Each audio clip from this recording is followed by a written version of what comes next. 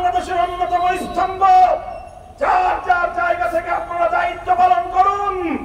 আপনারা ব্যক্তিগত মান অভিমান এবং ক্ষোভ থেকে এদেশের 18 কোটি মানুষের স্বপ্নকে ফিকে হতে দিতে পারেন না।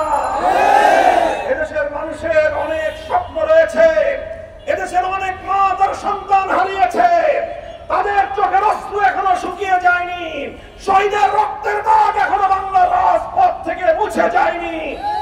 এখনো ক্ষমতা নিয়ে এত মারামারি করা এবং এত হানাহানিতে লিপ্ত হওয়া আমাদের জন্য সমীচীন হবে না।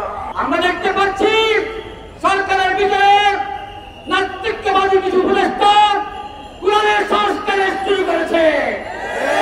কোরআন সংস্কার করে নারী উন্নয়নের নামে কোরআনের উপর হাত লাগানোর চেষ্টা করছে। আমরা বলতে চাই আপনারা সংস্কার করুন, আমরা সহযোগিতা করব। যত সময় লাগে নিয়ে নিন, তা হবে দেশের প্রচলিত আইন তথা মানব পড়া আইনে সংস্কার করুন। কোরআন আল্লাহর বিধান, রসুলের আঘাত দিবেন, হামলা করবেন, হাত রাখবেন, হাত কেটে ফেলা হবে। কলকাতায় তাকে হাই কমিশন নিয়োগ দেওয়া হয়েছে, জানেন তার নাম হলো শাবাব বিন আহমদ। সে বলেছে এই বছর কলকাতার হাই কমিশনে কোনো কুরবানি হবে না। কেন? যে কলকাতার হিন্দুরা এবং ভারত এতে অসন্তুষ্ট হবে। মনে রাখতে হবে, তোমাকে বাংলাদেশের বেতন দিয়ে ভারতের দালালি করার জন্য পাঠানো হচ্ছে না। আগামী 2 জুন তার নিয়োগের তারিখ। আমরা বলতে চাই সংশ্লিষ্ট কর্তৃপক্ষকে তার এই নিয়োগ বাতিল করতে হবে।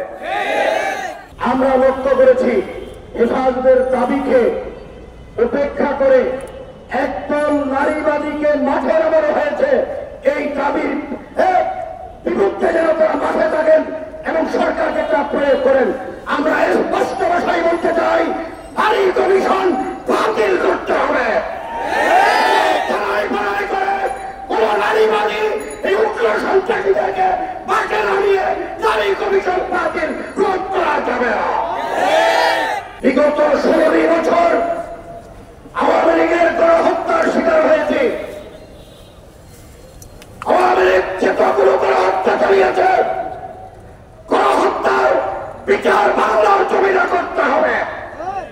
আমরা লক্ষ্য করছি আজকে 9 মাস অতিক্রম হয়ে গেছে, কিন্তু অন্তর্বর্তীকালীন সরকার দৃশ্যমান কোন বিচারের ব্যবস্থা করে নাই। আজকের এই সমাবেশ থেকে স্পষ্ট দাবি জানাতে চাই, শাপলা চত্বরে যারা গণহত্যা চালিয়েছে তাদেরকে ফাঁসিতে ঝুলাইতে হবে। উনি হাসিনার বিরুদ্ধে যতটুকু